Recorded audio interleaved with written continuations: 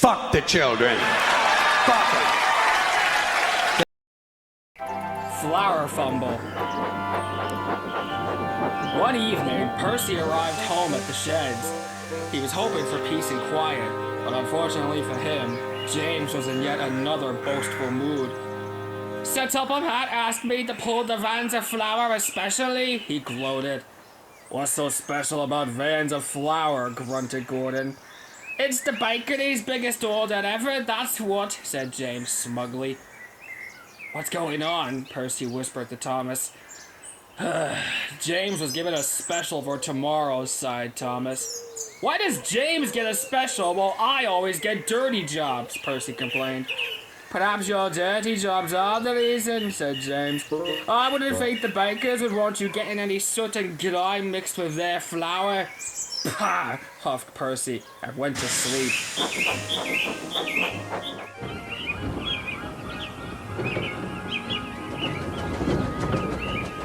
Next morning, Percy was in the yard shunting. James came puffing in importantly. "I have a passenger on next. As soon as I come back, I want my flour vans ready with no delay. This special will not be late." James left to fetch his coaches. "Bossy boiler," thought Percy. "Just ignore him, Percy," said his driver. "Don't let his attitude ruin yours." But Percy wasn't thinking about his attitude. He was thinking of a way to pay James out. Later, Percy was still in the yard when he heard a familiar pair of whistles. Bill and Ben, the tank engine twins, bustled in with a delivery of China clay. Percy was still cross about James. "What's the matter with you?" asked Bill. "You look redder than you are green," added Ben. Percy explained about James.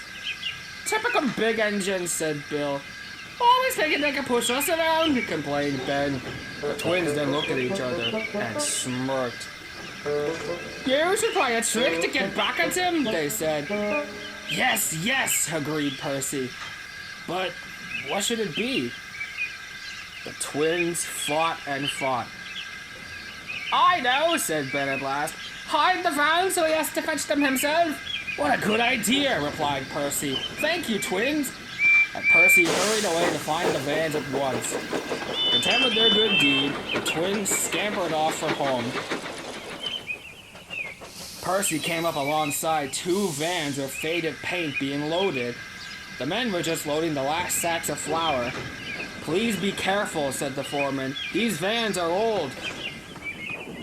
Percy ran over the points and backed onto the vans. "I'll hide them in the goods shed," he chuckled to himself. "Come on, Percy. Let's move these where they won't be in the way," said his driver. Percy began to push the vans back towards the goods shed. He was eager to play his trick and was hurrying. "Careful, Percy," called his driver. "We should slow down. We're still in the yard." But Percy was too busy thinking about James searching for his special to bother with his speed. "Stop, Percy!" shouted the driver and applied the brakes, but it was too late.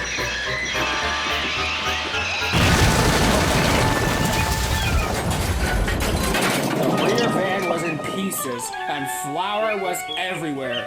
Percy was coated from bunker to smokebox.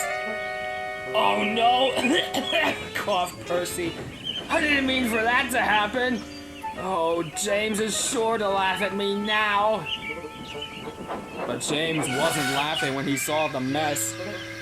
"What have you done to one of my vans?" he demanded.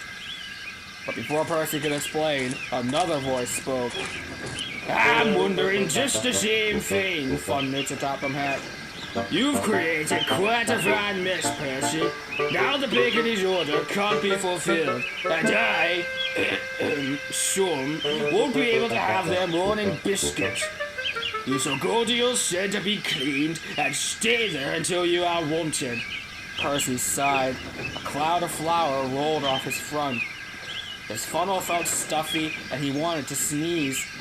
He still couldn't understand why flour was so important, but he definitely understood how uncomfortable it was. Eventually, workmen arrived to help clean up the mess in the goods shed. Percy wheezed sadly home to the shed.